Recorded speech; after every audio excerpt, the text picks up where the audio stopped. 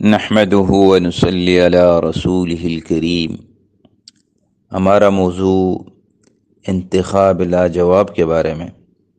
میرے بھائی بزرگوں، اللہ تبارک و تعالی نے آپ صلی اللہ علیہ وسلم کو کیسا چنا، اس کے بارے میں ہم مزید سنیں۔ نبی علیہ السلام کے اجداد، سبحان اللہ، اللہ تعالیٰ کی رحمت دیکھیے کہ اس کے حبیب صلی اللہ علیہ وسلم نے تشریف لانا تھا تو اللہ تعالیٰ نے جس کو منتخب کیا وہ واقعی اپنی جگہ پر بہترین تھے۔ ابراہیم علیہ السلام کو چنا، یہ بزرگی والے۔ ابراہیم کا لفظ کا معنی ہے بزرگی والا، یعنی بزرگی والی شخصیت کو چنا، اور وہ ایسی بڑی شخصیت تھی کہ سب بڑے مذاہب کے ساتھ تصدیق ہوا کہ وہ بزرگی والے ہیں۔ چنانچہ مسلمان ہو، عیسائی، یہودی، تینوں مذاہب والے ابراہیم علیہ السلام کا عزت و احترام کرتے ہیں۔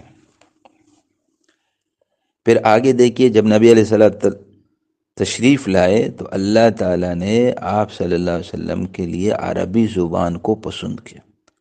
عبرانی زبان بھی تو ہو سکتی تھی، سریانی زبان بھی تو ہو سکتی تھی، کوئی اور علاقائی زبان بھی ہو سکتی تھی، مگر سب زبانی اس قابل نہیں کہ احساسات اور جذبات کو صحیح طرح یعنی کہ واضح کر سکیں۔ زبانوں میں عربی زبان ایسی ہے جو اپنی فصاحت اور بلاغت میں اپنی مثال آپ ہے۔ چنانچہ نبی علیہ السلام نے ارشاد فرمایا، انا افصح العرب، میں فصیح عربی زبان بولنے والا بنا کر دنیا میں بھیجا گیا ہوں۔ چنانچہ فصاحت اور بلاغت کے بارے میں ایک شعر ہے، سمجھ میں صاف آ جائے فصاحت اس کو کہتے ہیں، اثر ہو سننے والے پر بلاغت اس کو کہتے ہیں۔ اس لیے عربی کو اپنی زبان پر، عربوں کو اپنی زبان پر اتنا ناز تھا کہ وہ باقی لوگوں کو عجمی یعنی گنگے کہا کرتے تھے کہ یہ تو اپنی احساسات کو بیان کر ہی نہیں سکتے۔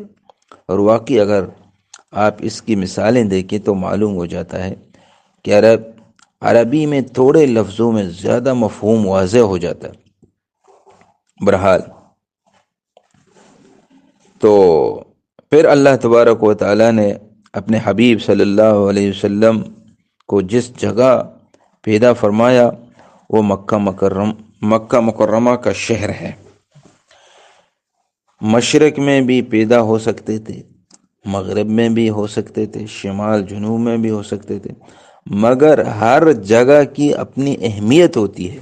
کبھی آپ دنیا کے جغرافیے کو سامنے رکھ کر دیکھیں تو آپ کو جزیرہ عرب یوں نظر آئے گا کہ یہ تین طرف سے تو پانی سے گھیرا ہوا ہے اور اوپر ایک طرف سے زمین کے ساتھ جڑا ہوا ہے، جس طرح انسان کے جسم میں دل ہوتا ہے، اللہ اکبر، لٹک رہا ہوتا ہے دل، صرف ایک طرف سے بدن کے ساتھ جڑا ہوتا ہے۔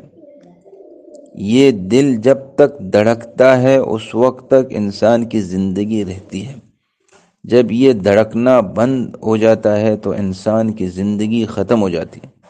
دنیا کے نقشے کو دیکھیں تو یوں محسوس ہوتا ہے کہ جزیرہ عرب پورے دنیا میں جغرافیائی دل ہے۔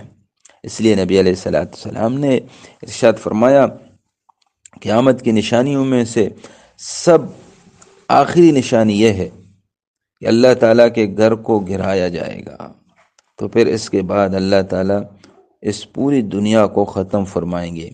یہ جغرافیائی دل ہے، جب تک یہ دھڑکتا رہے گا اس وقت تک دنیا کی بقا رہے گی۔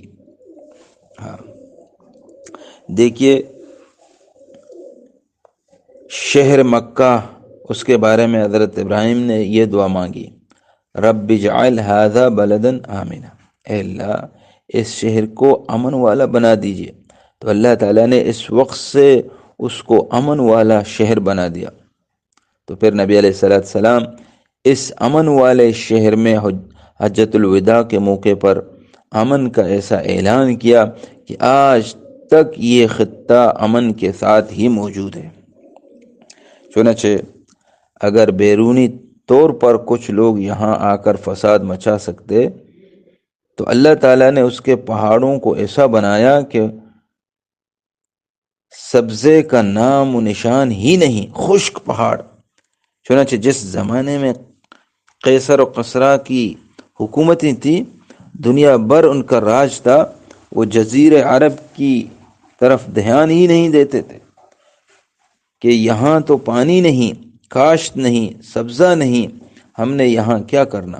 گویا اللہ تعالیٰ نے اس طرح سے اس علاقے کو ان ملکوں کی دست بردار سے محفوظ رکھا، اور یہ امن کا علاقہ ہے۔ اور اگر کسی نے اس کے امن کو خراب کرنے کی کوشش کی، جیسا ابرہہ نے کوشش کی تھی، تو اللہ تعالیٰ نے اس کے ہاتھی والے لشکروں کو پرندوں کے ذریعے سے ختم کر دیا۔ امن ختم کرنے کی کوئی بھی کوشش کسی کی کامیاب نہ ہو سکی۔ چنانچہ یہ امن والا شہر ہے۔ آج بھی دیکھیے اس امن والے شہر کی کیا شان ہے۔ لاکھوں لوگ حج کے موقع پر آتے ہیں، بعض اوقات 70 لاکھ لوگ اس شہر میں جمع ہوتے ہیں، اور شہر کی اپنی آبادی اس کے علاوہ، اور اتنے بڑے شہر کا اس وقت بھی پرامن رہنا، یہ اللہ تعالیٰ کی کتنی بڑی نعمت ہے۔ اللہ تعالیٰ نے اپنے حبیب صلی اللہ علیہ وسلم کو ایسی جگہ بھیجا جو دنیا کا علاقائی دل ہے۔ اگر زمین کے نقشے کو پھیلا کر دیکھیں تو یہ جگہ وسط بنتی ہے۔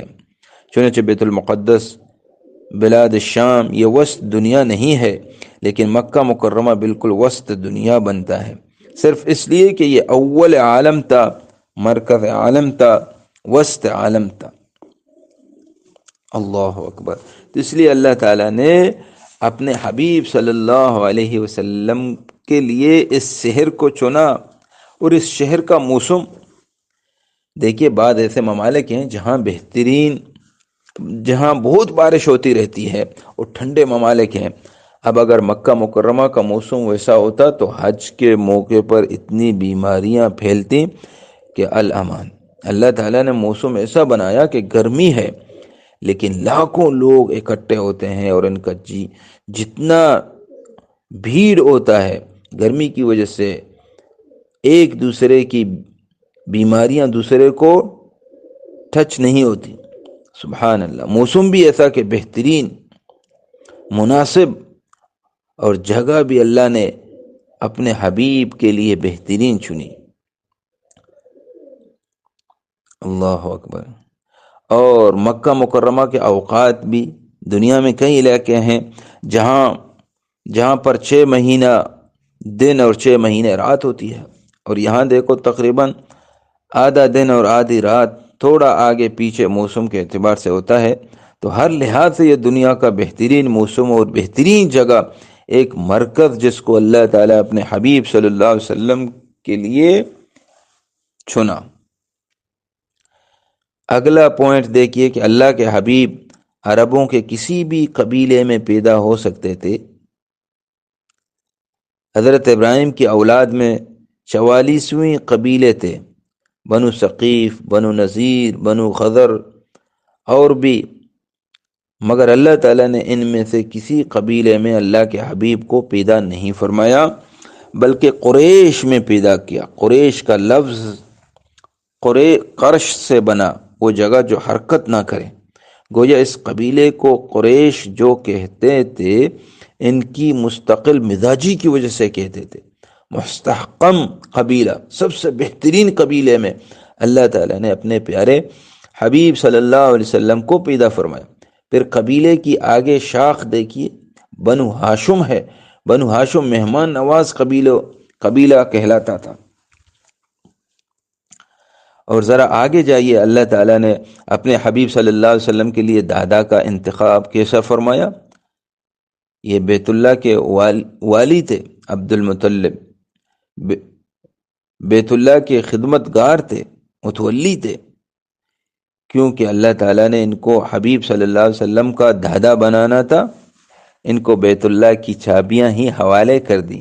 ایسی عزت والا خاندان، اللہ اکبر۔ پھر آگے دیکھیے کہ اللہ تعالیٰ نے اپنے حبیب صلی اللہ علیہ وسلم کے لیے کس والد کو چنا؟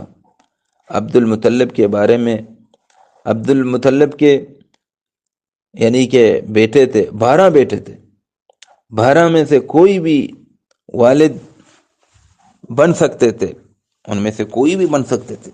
غور کیجئے، ان میں ایک نام تھا عبد العزہ جسے ابو لہب کہتے ہیں، ایک کا نام تھا عبد الشمس، ایک کا نام تھا عبد الحارث۔ اگر ان میں سے کوئی بنتے تو لوگ کہتے کہ جی ان کے باپ کا نام ہی تو بتوں کے نام پر تھا۔ ایک چاچا نوفل تھے، اس کا معنی سخت جگہ، ایک چاچا حمزہ لمبی جگہ، ایک چاچا عباس یعنی پتھریلی جگہ۔ اگر نام دیکھے جائیں تو یا بتوں کے نام پر ہیں یا بے معنی ہیں۔ ان سب 12 بیٹوں میں سے ایک کا نام تھا عبداللہ، اللہ کا بندہ۔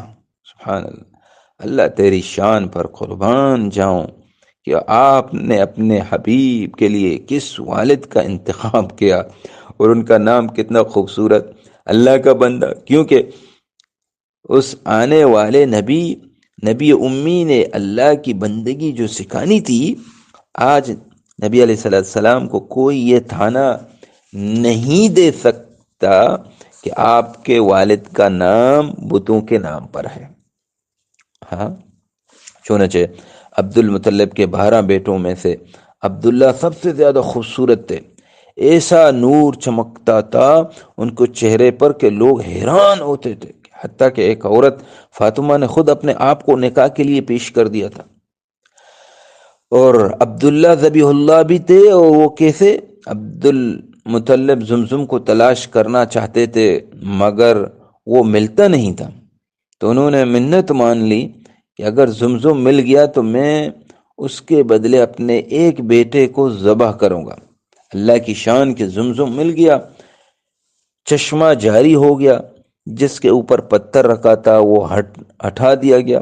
اب عبد المطلب نے اپنی منت کو پورا کرنے کے لیے قرہ ڈالا تو قرہ عبداللہ کے نام نکلا۔ وہ چاہتے تھے کہ عبداللہ کو ذبح کریں، لیکن لوگوں نے مشورہ دیا کہ یہ اتنا خوبصورت اور اچھا بیٹا ہے، اس کے بدلے آپ اونٹوں کو ذبح کر دیں۔ چنانچہ عبد المطلب نے عبداللہ اور اونٹوں کے درمیان پھر قرہ ڈالا، پہلے 10 اونٹوں کی نیت کی، 10 کو قربان کروں یا عبداللہ کو، قرہ عبداللہ کے نام نکلا۔ پھر 20 اونٹوں کی نیت، پھر 30 کی، جتنی نیتیں کرتے رہے نام عبداللہ کا نکلتا رہا، حتیٰ کہ جب 100 اونٹ کی نیت کی تو قرہ اونٹوں کے نام نکلا۔ چنانچہ عبد المطلب نے 100 اونٹوں کو قربان کیا، اس لیے حضرت عبداللہ کو ذبیح اللہ بھی کہا جاتا ہے۔ حدیث پاک میں آتا ہے کہ ایک عربی نبی علیہ السلام کی خدمت میں حاضر ہوئے، اس نے نبی علیہ السلام کو یوں کہا، یا ابن ذبیحین، اے 2 ذبح ہونے والوں کے بیٹے۔ نبی علیہ السلام مسکرائے اور فرمایا، ہاں، میرے اوپر کے بزرگوں میں اسماعیل بھی ذبیح اللہ تھے اور میرے والد عبداللہ بھی ذبیح اللہ تھے، چنانچہ میرے 2 والد ذبیح اللہ بنے۔ سبحان اللہ، سبحان اللہ۔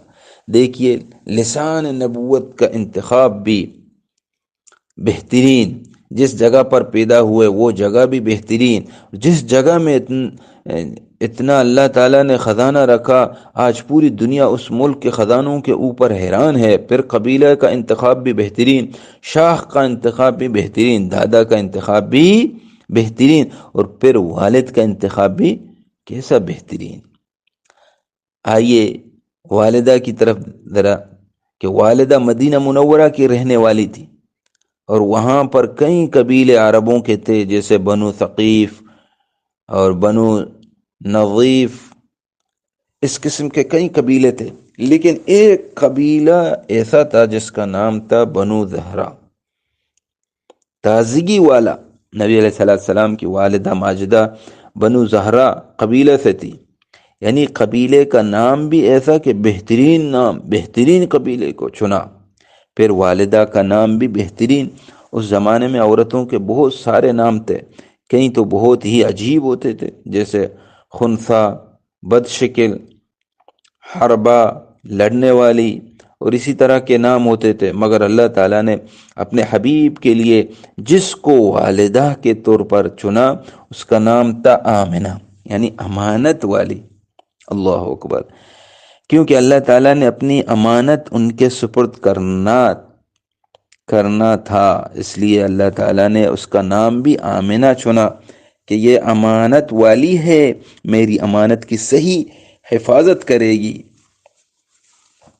بی بی آمنہ فرماتی ہیں جب میں امید سے تھی تو اتنی برکتیں ہوتی تھیں، میں چلتی تھی تو درخت جھک جاتے تھے، میں زمزم بھرنے جاتی تھی تو زمزم کا پانی اوپر قریب ہو جاتا تھا۔